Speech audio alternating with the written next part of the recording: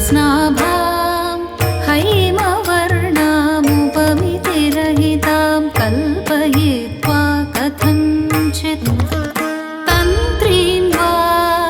पुस्तकं वा कथमपि दधतीं नादबिन्द्वादिभूता ज्योत्स्नाभां हैमवर्णामुपमितिरहितां कल्पयित्वा कथञ्चित् तन्त्रीं वा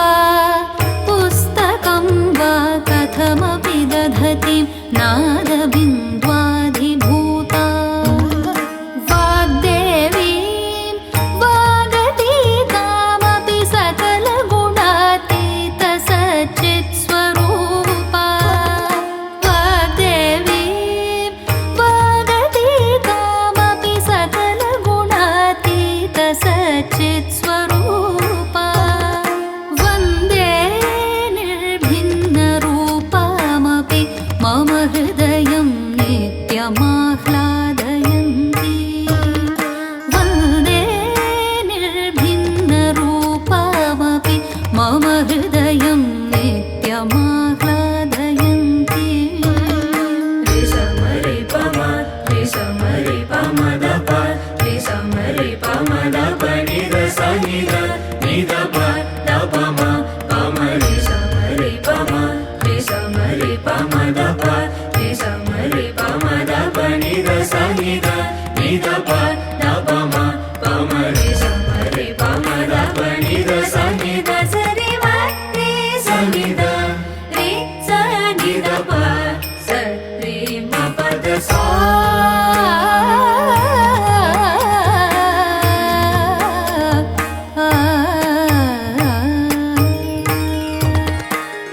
सत्त्वानां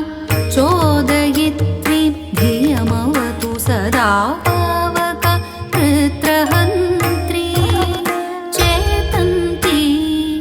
जीवितानां सुकृतिभिरनिशं प्रार्थिता ब्रह्मरूपा सत्त्वानां चोदयित्री धियमवतु सदा पावक वृत्रहन्त्री चेतन्ती जीवितानां सुकृतिभिरनिशं प्रार्थिता ब्रह्मरूपा ऐं ऐं ऐं वाग्भवाख्या नवजलदनिभा पाशहस्ताङ्कुशाढ्या ऐं ऐं ऐं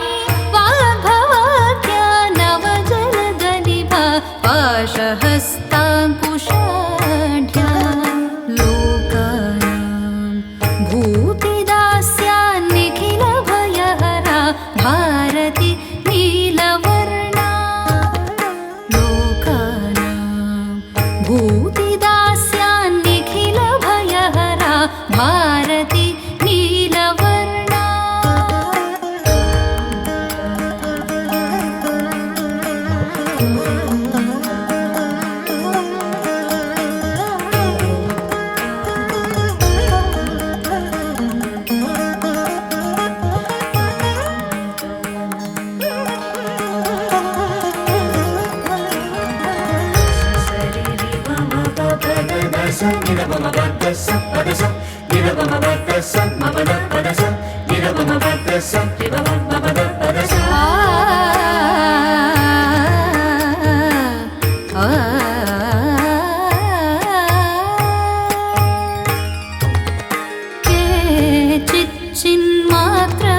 केचिच्चिन्मात्ररूपामहमि परिणतामादिमां भेदभूमिम् अन्ये वाणी स्वरूपां प्रणवपरिणतां मृग्यजुस्सामभूमिम्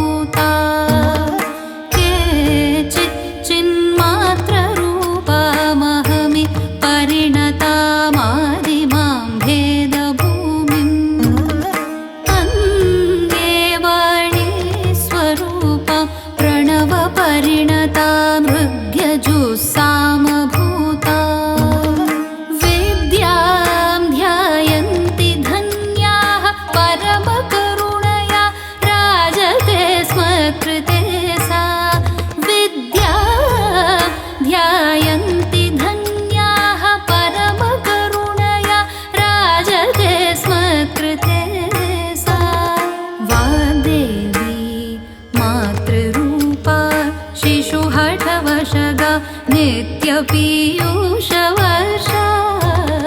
वाग्देवी मातृरूपा शिशुहठवशगा नित्यपीयूषवर्षा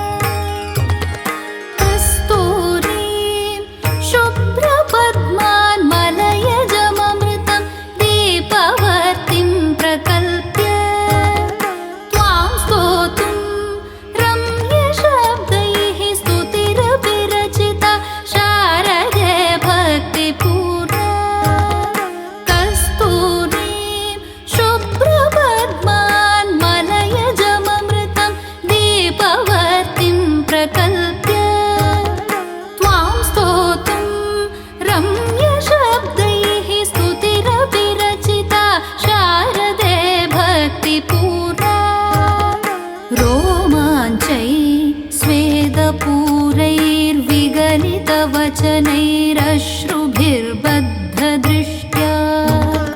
रोमाञ्चै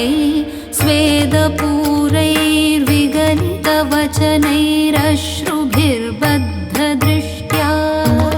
स्तब्धोऽहं वाङ्मयी त्वं